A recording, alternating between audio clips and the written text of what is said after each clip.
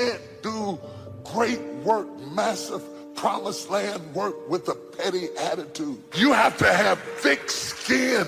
You have to be strong. You have to have some things in place that protect you, because if you're not careful, the offense will become a distraction and you'll put all your energy into settling the offense rather than focusing on the mission, and you'll give up on your calling and come down off your wall to have an argument with how you feel, and you think you got the victory but you lost it because the disruption was a distraction from the purpose of your life. So you be ye steadfast, unmovable, always abounding in the work of the Lord. Albert Einstein said once, he said, imagination is everything. It's the preview to life's coming attractions. Imagination is everything. It's the preview to life's coming attractions.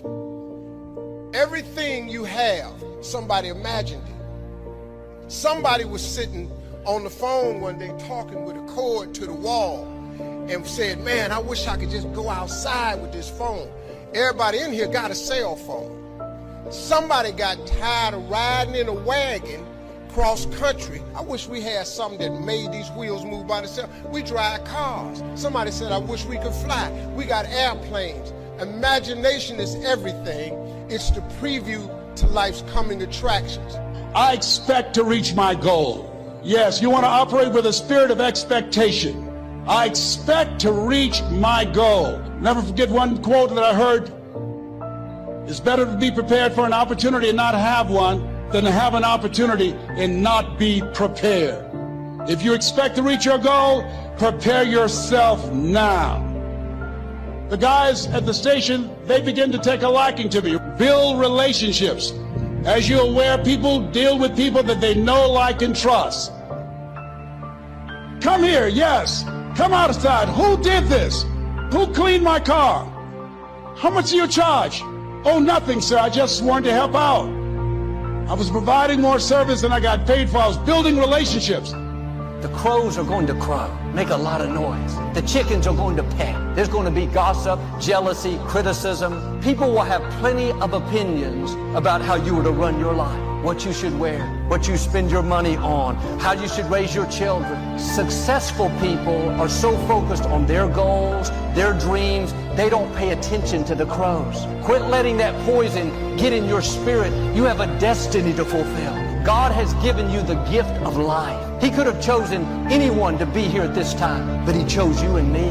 Let's make the most of this day. How much time are you wasting offended, upset, letting difficult people steal your joy? It's time to get focused. Tune out all the negative and run your race with purpose. 2 Kings chapter 2, Elisha was traveling from Jericho to Bethel. As he was walking down the road, these young men came out and started making fun of him because he was bald. They said in verse 23, "Get out of here, you bald head," mocking him again and again. It's in the scripture, "Go away, baldy." Elisha could have been upset, offended. He and his men were bigger, stronger. He could have gone over there and straightened them out, but he didn't take the bait. He said, in effect, "I'm going to stay in peace and let God fight my battles."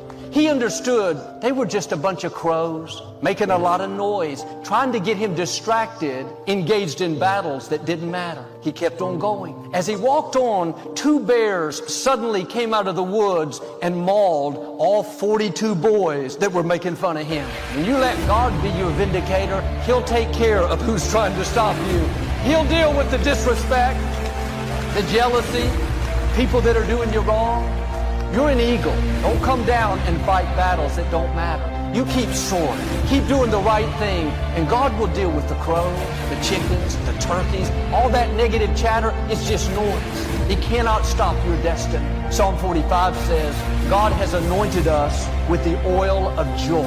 When you walk in your anointing, there's an oil on you to where nothing can stick. You're like a Teflon pan. Disrespect will come. People will say hurtful things. The good news is you have a no-stick anointing. You can let that go and it'll slide right off of you, not have any effect. That coworker leaves you out, plays politics. You could be offended, upset, but you have the oil of joy. You just let it go.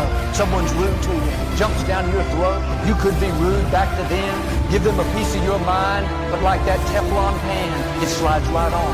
You go on and enjoy the day. You weren't created to hold on to things. Offense, disrespect, hurtful words. Next time something happens that could upset you, instead of responding the same way, try a different approach. Father, thank you that I've been anointed with the oil of joy. I'm going to stay in peace. I'm going to focus on my goals, knowing that you are fighting my battle. You can't get rid of the difficult people, but if you'll respond the right way, they won't keep you from having a blessed, productive, favor-filled day. Are you letting things upset you that don't have to upset you? Are you giving away your power, letting what people do determine whether or not you're going to be happy? You need to take control back of your happiness. Quit putting it in someone else's hands. If you're counting on everyone to treat you nice, and be kind, say good things, then you're going to be happy, you're giving them your power. You control your happiness. You have to make up your mind, no matter what people do, no matter what they say, how they treat you, they're not going to steal your joy. They may not want to be happy, but they shouldn't keep you from being happy. They may be rude, angry, disrespectful, but you can't let their issues sour your day. Be like that Teflon pan. Let it bounce off of you and enjoy your day despite what they do. I was at an electronics store to buy some parts for our television equipment. This was back when I worked behind the scenes in production here at Lakewood. The parts were in the back. The staff had to get them for you. I had done this many times before. The man at the counter was on the phone. He wasn't in any hurry to get off. He could see me standing there, but he talked about 15 minutes. I waited patiently. Eventually, he hung up. I thought he would acknowledge me and see what I needed, but he never looked up. Finally, I asked if he could help me. You would have thought I had just insulted him. He said so gruffly, very aggravated, "What do you need?" I asked him for this certain part. He looked at it and said, "We don't carry that. We never have." I told him how I'd purchased it there many times before. His face got real red. Smoke started coming out of his ears. He looked like he's about to explode. He used several curse words and said, "I told you I don't have it. Now don't ask me for it again." I wanted to say, "I'll ask you as many times as I feel like asking. I'll call you in the middle of the night if I want to." But I noticed he was bigger than me, so I just smiled, said, "No problem, just have a nice day." Didn't mean it, but at least I said it. I had to make this choice. Was I going to let his poison get in me, pollute my day, sour my attitude, spend my emotional energy upset, aggravated? Or was I going to be a Teflon pan, have that no-stick anointing, let all that disrespect, the anger, the poison slide right off of me? I decided to let it go. You can't stop people from dumping their garbage, but you can keep your lid on. You don't have to let all their trash get in you. Sometimes we have unrealistic expectations. We think we'll have a good day as long as we don't encounter any rude people, as long as our family says nice things, as long as our coworkers perform perfectly, then we'll stay in peace. That's not reality. Difficult people are all around. There will be someone that can steal your joy, get you offended, leave you out, say something that's not true. The key is not trying to avoid it, it's to handle it the right way. Don't take the bait. Don't let the offense stay. Don't dwell on the negative comments. Keep yourself oiled up to where you don't let anything stick. This is how you live happy, not by avoiding difficult people, but by not taking their garbage, by not responding to them the way they treated you. It's by being an eagle, by rising higher than the offense, the hurt, the jealousy. When God can trust you to do the right thing when it's hard, there's no limit to how high He will take you. There was a man walking down the street with his friend to get a newspaper. When they arrived at the corner store, the clerk in the small newsstand was very cold, inconsiderate, not friendly at all. The man bought the paper and said politely, "I hope you have a great day." As they walked away, his friend said, "Is that clerk always that rude?" The man said, "Yes, every morning." He said, "Well, are you always that nice to him?" The man said, "Yes, every morning." The friend looked puzzled and said, "Why?" The man said, "I've made up my mind. I'm not going to let one person ruin my day." Like him, you have to have a made-up mind. You're not going to let one negative comment ruin your day. You're not going to let a disrespectful coworker, a classmate that's making fun of you, a driver that cuts you off in traffic to sour your day. Decide ahead of time, I'm putting on the oil of joy. Whatever comes my way, negative comments, disrespect, rude people, that's going to slide right off of me. How much more will you enjoy your life if you'll have this no-stick anointing?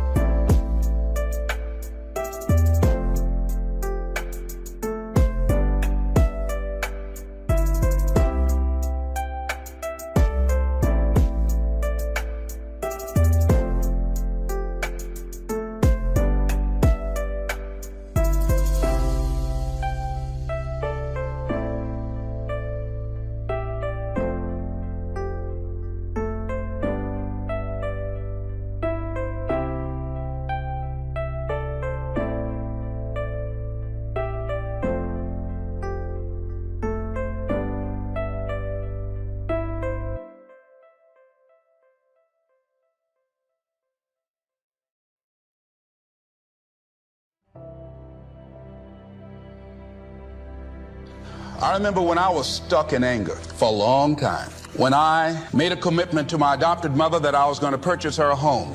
I'll never forget the experience of working real hard to get the money for the down payment. Someone had told me of a beautiful home in an exclusive area of Miami. Went to see it, took my mother there, and she said, yes, I want it. It was on the water. We went to the closing. My attorney said, Les, have you had a title search? I said, what's a title search? Well, we just take a couple of days to check it out and make sure there are no liens against the property that you might have to pay if you buy this home. The guy who was there selling me the house, he said, listen, he said, the only reason that I'm selling you this house and selling it at a loss is because I admire the fact that you want to purchase this house for your mother. I have another guy who will give me substantially more money, but I like it, and I've got to get back to Philadelphia. Now, if we cannot consummate this deal now, then the deal is off. I said, there are no liens against the property? He says, no, of course not. I looked at my attorney. I said, I believe him. I'll sign. She said, Mr. Brown, I'm not questioning his honesty. She said, but business is business. I signed that contract. And we had a big celebration. Everybody in the neighborhood was talking about Leslie coming home, one of the twins that Mamie adopted, to buy her a home. Child, isn't that nice? God is going to bless him. A few weeks later, I received a letter, a registered letter, indicating that the house was going up for sheriff's sale. On the courthouse steps, a man had filed a $12,000 lien against the property because the previous owner owed him that money. And if I did not come up with $12,000 in 30 days, he was going to sell the house to the highest bidder. I called this man and said, mister, my name is Les Brown. I purchased this house. I had nothing to do with your prior bill. He said, that's not my problem. He said, you should have had a title search. I said, can you give me time? I said, my mother is an older lady. She has a bad heart. And I said, please. I said, if you just give me the time, I don't know how I'm going to do it with the house note and everything else, but I think I can pay you at least $2,000 a month. And within 6 months, somehow I will pay you your money. He said, no, I want it all in 30 days or you get out. I did everything I could, racked my mind thinking about how I could get $12,000 because I took everything I could to get the money just for the down payment and the closing. I finally had to face the reality that I wasn't going to be able to do it. I was up around 2 o'clock in the morning walking back and forth thinking, how was I going to tell my mother this? My children were there in the room sleeping all night long. I agonized over this. I lost over 23 pounds. Pretty soon I went in the room where my mother was sleeping and I said, Mama, I got down on my knees by the bed. I said, Mama, I got to talk to you. And she said, what's wrong? I said, Mama, I said, we got to get out the house. I said, in my haste to buy the house, I made a mistake. She said, that's all right, baby. I didn't like this house anyhow.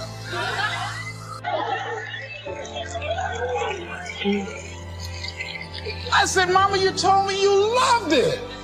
I brought our friends out here to see it. She said, you know I have arthritis in my knees, and I don't like going up the steps, but I knew it made you happy. You loved it so much.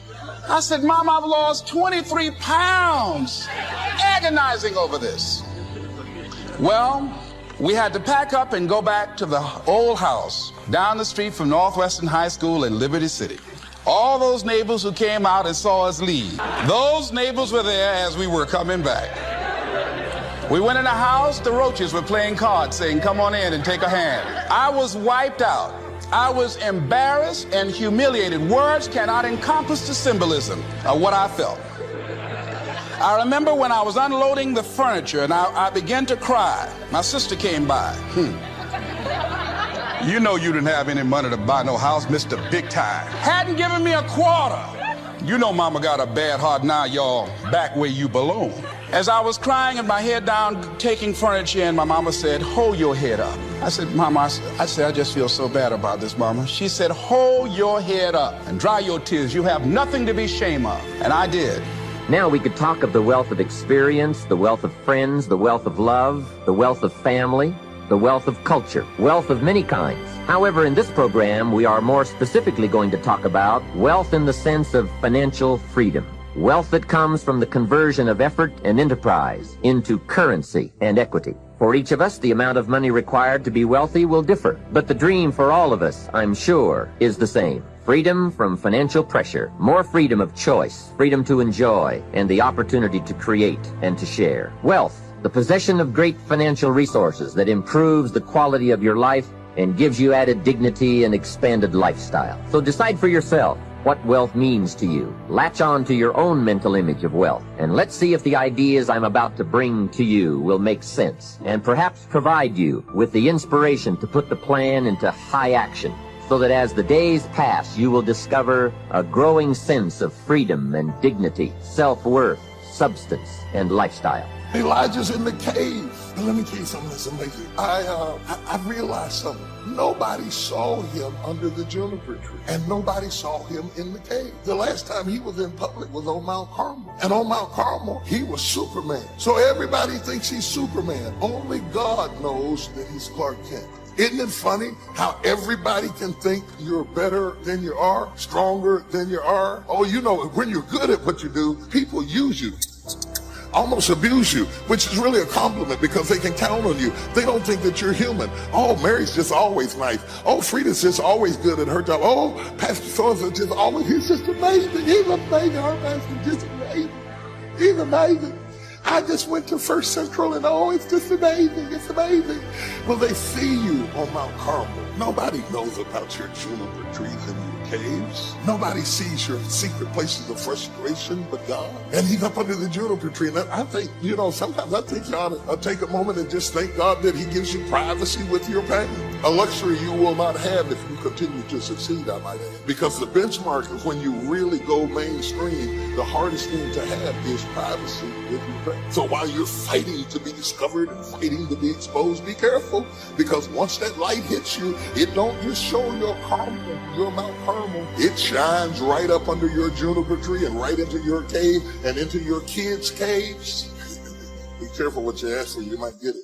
If you have nothing, I live in Fiji for a short time. I have a home there, a resort there, and families and villages there that I interact with for the last 25 years. When you go to Fiji, you walk down the street, you drive by, and people jump up and they yell, "Bula, bula, bula," which means welcome, be happy, we love you.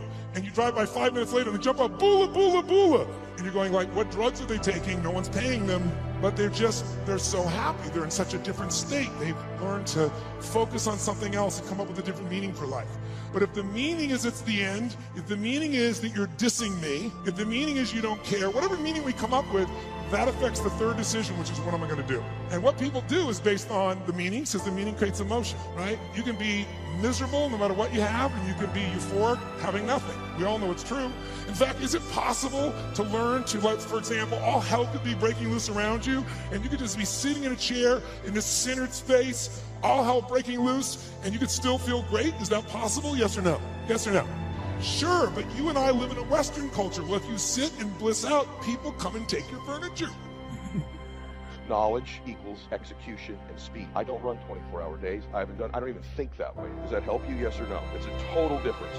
Next thing you need to do, you need to stop negotiating the price tag in your life. Here's the fact. I'll give you the facts, okay? The fact of the matter is that when I was struggling, I was constantly negotiating whether it was worth it. Is it worth it? I'm away from my family. What's costing me money? I had to come to this seminar. Is it when you're negotiating the price you're paying all the time? Does that sound familiar to you? Yes or no? Or the people around you are negotiating the price you're paying all the time? When I was poor and broke, when I would walk into a store, we all relate to this, I didn't look at what I wanted, I looked at price tags. I flipped them up. What's it cost? What's it cost? What's it cost? What's it cost? I can get that one. What's it cost? When I looked at a menu, what's it cost? What's it cost? I'll get that. People who come from scarcity and are poor thinkers are constantly negotiating price. Wealthy people, there's a thin veil. They negotiate worth. There's a difference between cost and worth. Is what I'm doing worth it? Is what I'm doing worth it? Not what's it costing me. In fact, the price you will pay for not winning is infinitely greater the rest of your life than the price you will ever pay to win. But you're negotiating it too often. You're vacillating. It takes your energy. It strips your focus. For most people, their will to win is for sale. For most people, with enough failure, enough setbacks, enough adversity, you can buy them. They will relent. They will sell their dream. They'll sell their kids. They'll sell their future. This is the truth. You remember I said this to you because you're going to face this moment. There's going to be a point in time in your life where what you know is not enough. And if you're me, when I arrive at those points, I got to find something higher than me to pull me through. That's me. How many of you would consider yourself, I shouldn't answer that. If you consider yourself a person of faith, you relate to what I'm talking about. You will eventually in your life arrive at a point where all your preparation, all your knowledge will not be enough, and you're going to have to rely on your faith and the decision you've made where you've negotiated the price in advance before it hits. Because for most people, enough of that, they'll relent. Yeah, it just wasn't for me. Yeah, it's just, the industry, the market changed, interest rates went up. We went into that market where just everybody was getting their butt handed to them. I learned all this stuff, just the timing was right. Or, you don't know about where I live. Where we live, this stuff doesn't.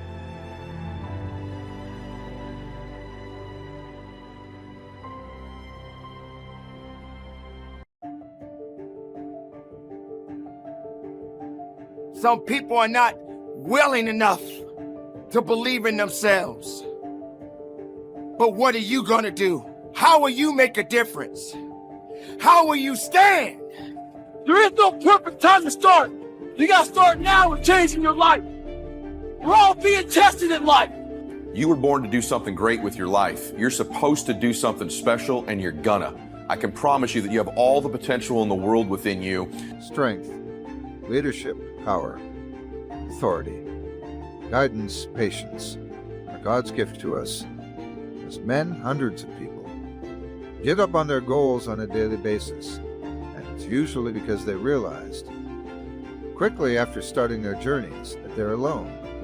Nobody's waking them up in the morning. Nobody's pushing them when they start to make excuses. And nobody's patting them on the back when they hit a milestone. Stop relying on outside sources of inspiration, motivation. And how would you fight? These battles that we face each and every day of our lives, they will continue to come. And you will not win every battle. And the battles that you face will help you to get stronger. Because even if you lose a battle and you're still breathing, and you're still walking, and you're still able to make moves, then you still have enough fight left to carry on. And on this journey, And guess what? This is one test you can't cheat on. We all have our own test. Some of us are obese. Some of us are depressed. Some of us are insecure. In the military, we had a big old rucksack on the back. Had batteries, water, extra gear. Your extra gear is the shit you're dealing with in life. And the only way to overcome it is for you and you alone to face it. You gotta do your best work when you're least motivated. So those days you don't want to do it, guess what you gotta do? Stay hard. What would you tell your 20-year-old self? In other words, if you could go back in time and you could talk to your 20-year-old self, what advice would you give to that 20-year-old John? while you are carrying on all of the things, remember the circumstances that you had to face. Remember the losses. Remember the victories. And understand that everything that you went through in your life, it had to be. It had to be this way. You may question it, but it had to be this way. You may not even understand it, but it had to be this way. Even with the mistakes that you've made in your life, yet it had to be this way. But the mistakes that you have made, you've learned, you've grown. And honestly, I think to myself, it doesn't matter. It doesn't matter. I can't go back in time. I can't change what I did when I was 20 years old. What I'm actually thinking to myself is, what do you tell yourself today to get you on the path? Someone asked me one time, what's your biggest fear? My biggest fear is that 300-pound man, never knowing I can be who I am today. A lot of us are wasteful, but we're wasteful of who we are in life. And get all you can out of yourself. Stay hard. It's too hard. Life isn't fair. Support to can get you there. Put your goddamn head down and take charge here in life. True desire in the heart that it's that you have whatever it is you want to do, the thing that you want to do to help others and to grow and to make money, the desire that it's that's God's proof to you, set before and already to vindicate that. It's yours. You can't get it because you want it. If you put in the work, they can't deny you. If you put in the work, they can't stop. Be great, pursue your own version of happiness. Life. And I know the rest of the world is probably telling you constantly to be average, to be ordinary. You know, there's different haters you have in your life. There's people who put you in your box. There's people who overlook you, that make you feel invisible. And it's important that you hear from me that that's not who you are. And by the way, you're not even who you've already been in your life. Your past does not equal your future. Your present does not equal your future. And I just want to remind you officially that you can do something great with your life, and that you're destined to do something great with your life, and that you were born for a reason. So important that you know that you hear that from me today, and that you begin to believe it about yourself. Because if you don't believe that about yourself, there's no chance it's going to happen.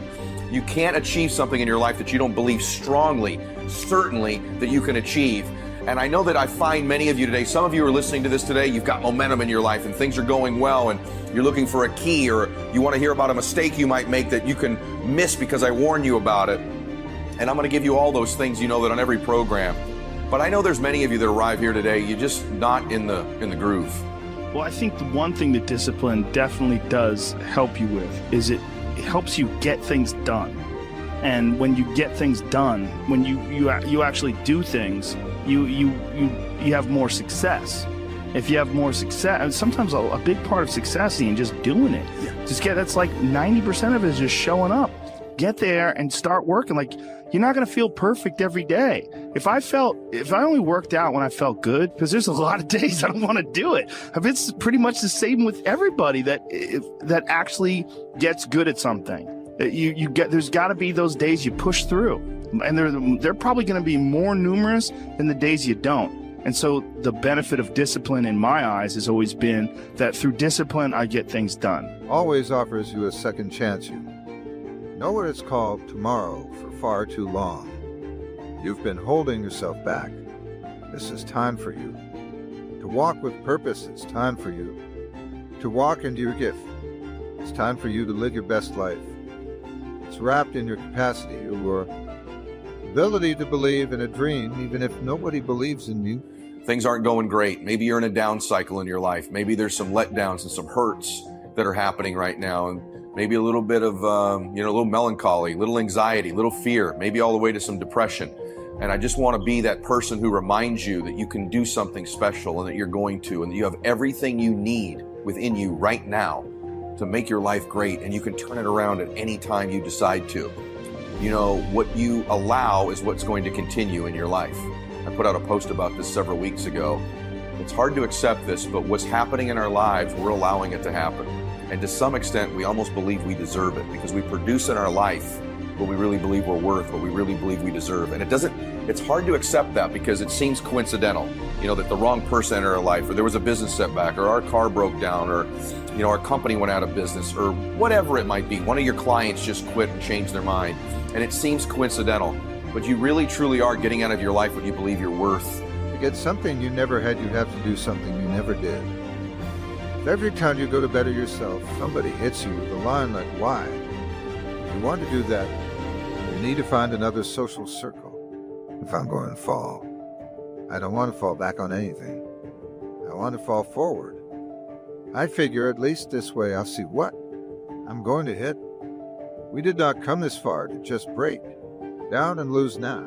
I always say that I'm like the most lazy, disciplined person I know, because I don't want to do it. Yeah. But I always do. One of the big problems is sitting down and doing the work. Mm-hmm. And you got to, and Pressfield talks about that in the most concise and beautiful way. And he labels it like an enemy. He calls it resistance. Mm-hmm. And that you have to sit down, you have to overcome resistance, and that the pro goes to work. And it doesn't matter if you're sick, it doesn't matter if you have kids, it doesn't matter what, you're a pro and you go to work. And that just, it puts it in your head that this is what I do. This is what, and you have pride in that. And then when you are in front of that keyboard and you look down at the count, I put 1,000 words in, you're doing the work. Yeah. And out of that work, gems blossom. Yeah. Little things, but you might have a day where you just write nothing but dog shit.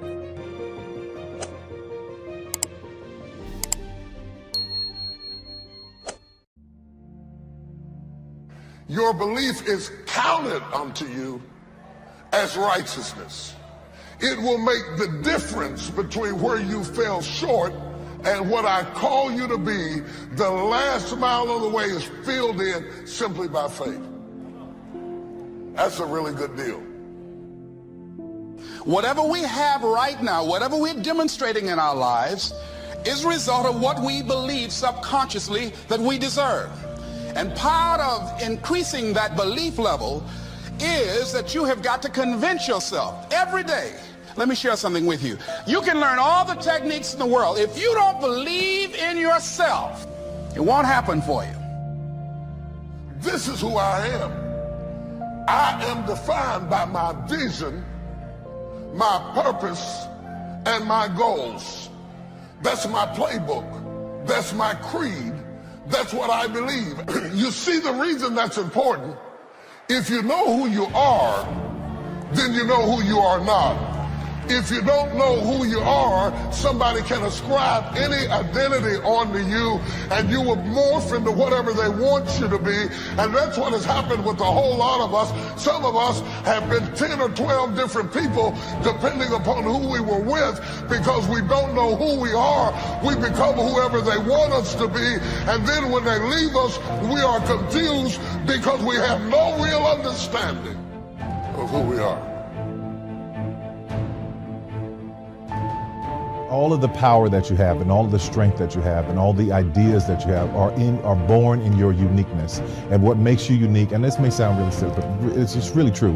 What makes you unique is what makes you special. And if you don't, if you spend your whole life trying to conform, trying to be what somebody else thinks you should be, or fit into a mold or fit into a system, and you dull down your specialness, then you're dulling down all of your ability to change the world. So I think that it's very, very important that people have an opportunity to be the best of themselves that they can be. Wouldn't it be amazing if you believed that?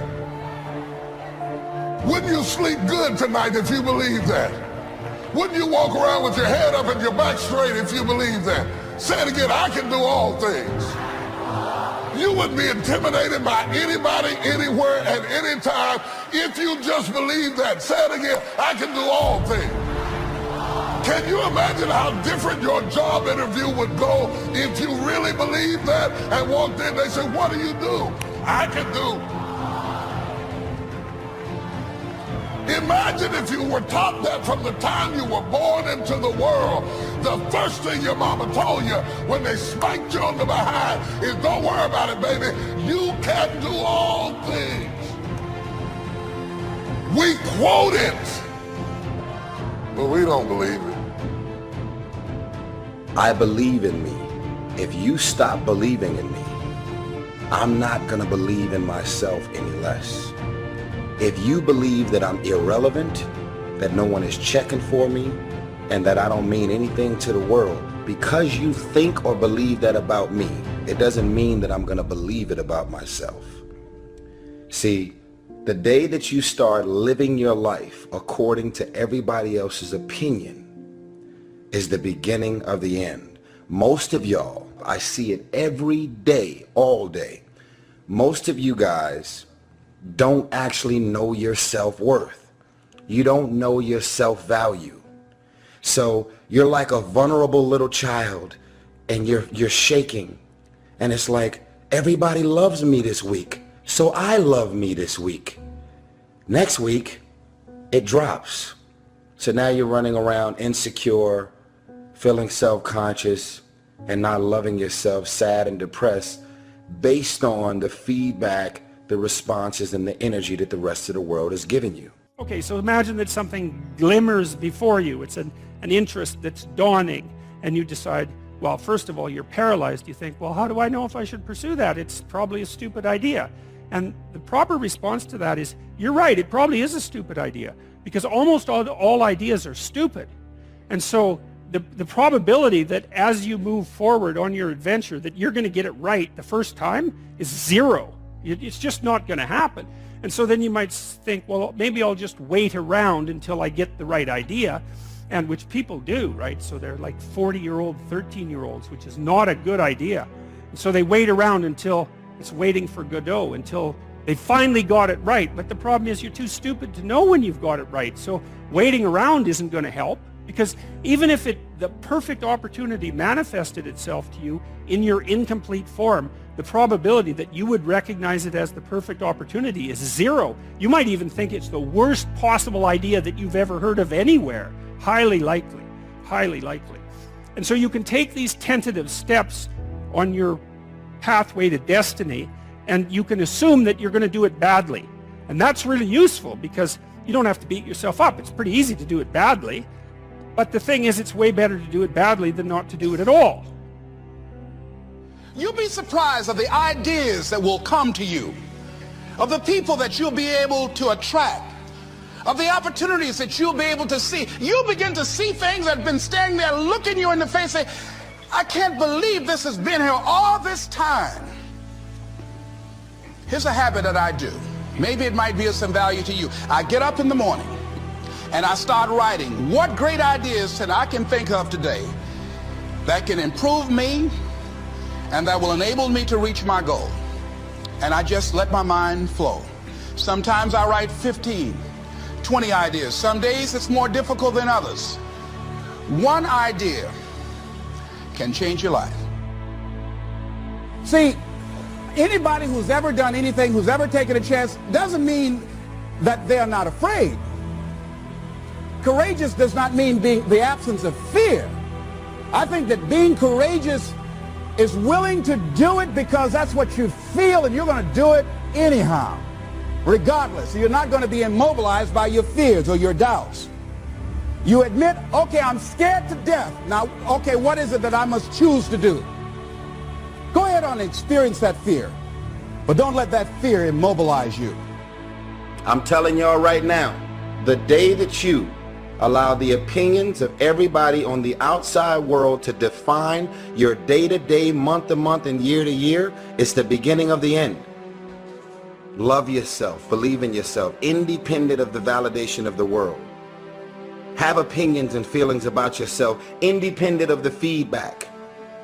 Those of you who are dealing with things, walking through situations in this life, those dreamers in here who are trying to build a dream, everything seems to be going fine, and all of a sudden you hear something. There's a rumbling. Something is happening that is trying to distract you. You've got anxiety. You can't sleep. You're tossing and turning all night long, wondering what is going on. God, what is going on in this moment? What is going on? What is happening right now? I've been there. It's a very difficult place when you know that you've got anxiety all over you. You have to go from being a person of good intentions to a person of good actions. That's the great separator. To develop yourself, you've got to get out of the intending world and get into the doing world. In fact, your good intentions are good intentions, but they're worthless. Totally worthless. The most overrated phrase in the world is good intentions. I know all kinds of people, they have good intentions, but they never do good because they didn't act upon what they do. So if you want to develop yourself and you want to get better, just act on what you've already expressed that you want to do.